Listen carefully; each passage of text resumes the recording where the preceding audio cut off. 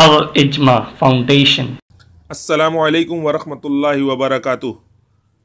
नवाब वहीदुज़्ज़मा हैदराबादी की शख्सियत पर्सनैलिटी हमेशा से फ़िरका अहले हदीस के लिए सरदर्द बनी रही। वहीदुज़्ज़मा साहब की लिखी किताबों से अपनी जान छुड़ाने के लिए फ़िरका अहले हदीस के उलमा व जोहला ने बहुत ऊट पटांग बहाने बनाए, अवाम को धोखा भी दिया, मगर फिर भी वहीदुज़्ज़मा से अपनी जान छुड़ाने में नाकाम रहे। आज हम आपके सामने अहले हदीस फ़िरका के अबू ज़ैद ज़मीर की एक ऐसी ही नाकाम कोशिश दिखाना चाहते हैं। आइए देखते हैं इनकी पहली कोशिश। सवाल है कि मौलाना वहीदुज़्ज़मा साहब ये कौन हैं और इनको ही अहले हदीसों के ख़िलाफ़ क्यों इस्तेमाल करते हैं।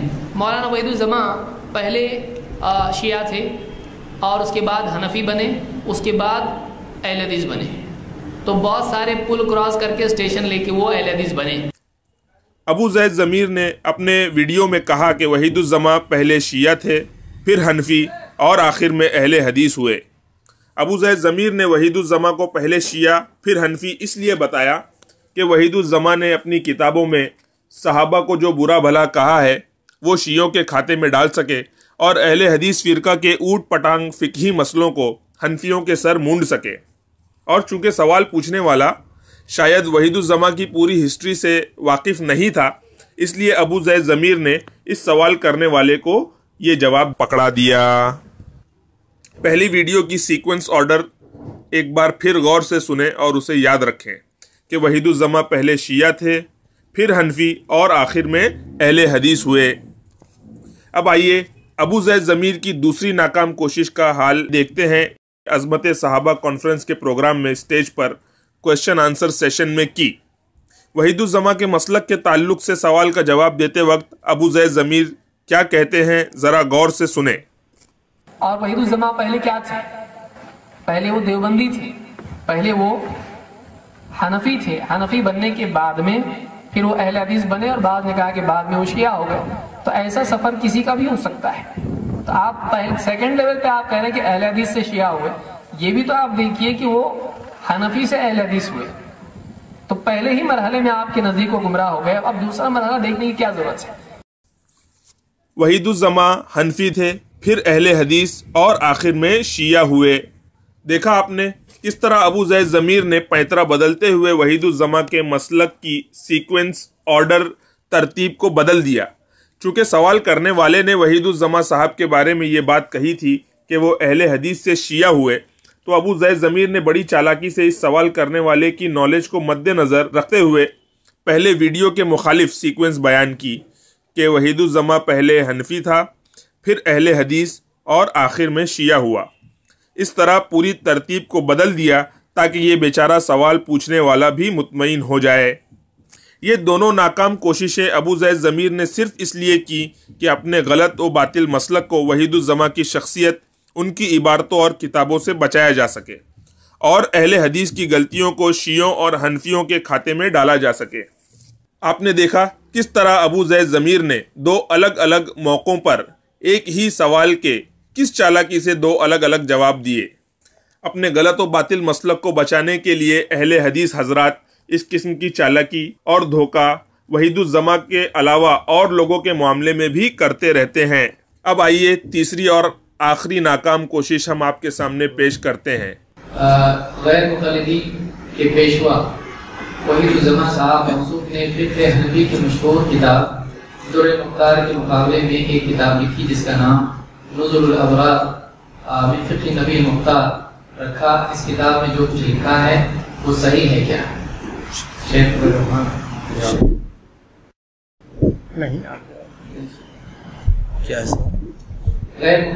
इस बार सवाल करने वाला ज्यादा समझदार था, इसलिए उसने वहीदुज़्ज़मा की किताब के हवाले से सवाल बिल्कुल निशाने पर किया। अबू ज़ैद ज़मीर ने इस सवाल को अपने साथ बैठे हुए मुकर्रिर की तरफ बढ़ा दिया। मज़े की बात तो यह है कि वो साथी मुकर्रिर भी जवाब से बचने के लिए हाथ के इशारे से अबू ज़ैद ज़मीर को ही जवाब देने के लिए राज़ी करते नज़र आ रहे हैं। देखें इनके हाथ का इशारा। इस किताब में जो कुछ लिखा है वो सही है क्या?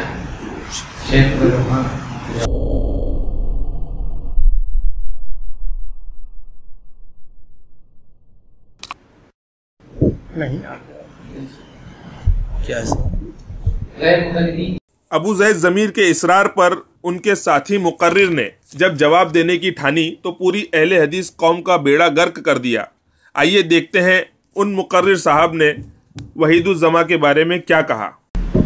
اور ہر ایک نے اپنی اپنی کوششوں کے ذریعے سے نبی کریم صلی اللہ علیہ وسلم کی اتباع ہی کی کوشش کی ہے، جو بھی اہل الحدیث ہیں، جس میں علامہ وحید الزماں رحمہ اللہ کی جس کتاب کا یہاں نام لیا گیا ہے، اللہ رب العالمین نے انہیں بھی یہی توفیق دیا کہ وہ بھی اپنی کتابوں کے ذریعے ہی سے وہ اللہ رب العالمین کا تقرب حاصل کریں، نبی کریم صلی اللہ علیہ وسلم کی اتباع کریں۔ اس جواب سے یہ بات دن کے سورج کی طرح صاف ہو گئی کہ وحید الزماں حیدرآبادی اہل حدیث تھا، اور اس نے جو کتابیں لکھی جیسے نظر الابرار، ہدیۃ المہدی وغیرہ، اس میں جو بات لکھی اللہ رب العزت کا تقرب اور نبی اکرم صلی اللہ علیہ وآلہ وسلم کی اتباع کے جذبے سے لکھی اور فرقہ اہل حدیث کی خدمت میں لکھی۔ آئیے ہم نمونے کے طور پر کچھ باتیں اس کتاب کے حوالے سے پیش کرتے ہیں تاکہ عوام کے سامنے یہ بات واضح ہو جائے کہ اللہ رب العزت کی قربت اور نبی اکرم صلی اللہ علیہ وآلہ وسلم کی اتباع کے نام پر اہل حدیث عالموں نے کیسی کیسی باتیں اپنی کتابوں میں لکھی ہیں۔ ملاحظہ فرمائیں۔ اہل حدیث فرقہ کے وحید الزماں حیدرآبادی اپنی کتاب نظر الابرار میں لکھتے ہیں کہ صحابہ میں سے کچھ فاسق بھی تھے، جیسے ولید، معاویہ، سمرہ وغیرہ۔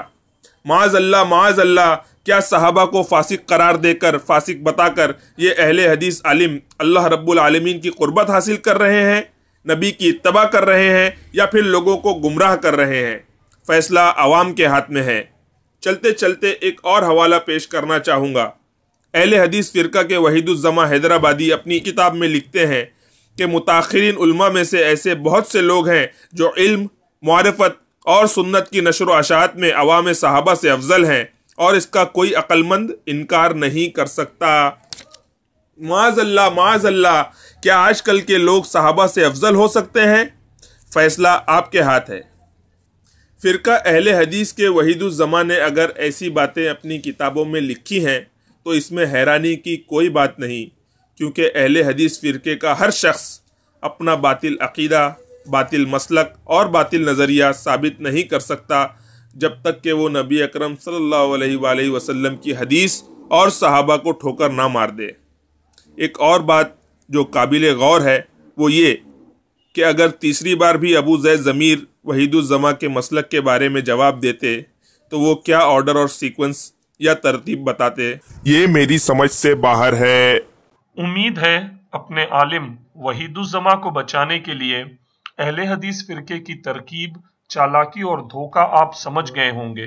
مولانا وحید الزماں پہلے شیعہ تھے، اور اس کے بعد حنفی بنے، اس کے بعد اہل حدیث بنے۔ پہلے وہ حنفی تھے، حنفی بننے کے بعد میں پھر وہ اہل حدیث بنے، اور بعض نے کہا کہ بعد میں وہ شیعہ ہو گئے۔ اس سے آپ یہ بھی سمجھ گئے ہوں گے کہ یہ لوگ حدیث کے معاملے میں، قرآن کے معاملے میں اور سلف کو ماننے کے معاملے میں کتنا انصاف سے کام لیتے ہوں گے۔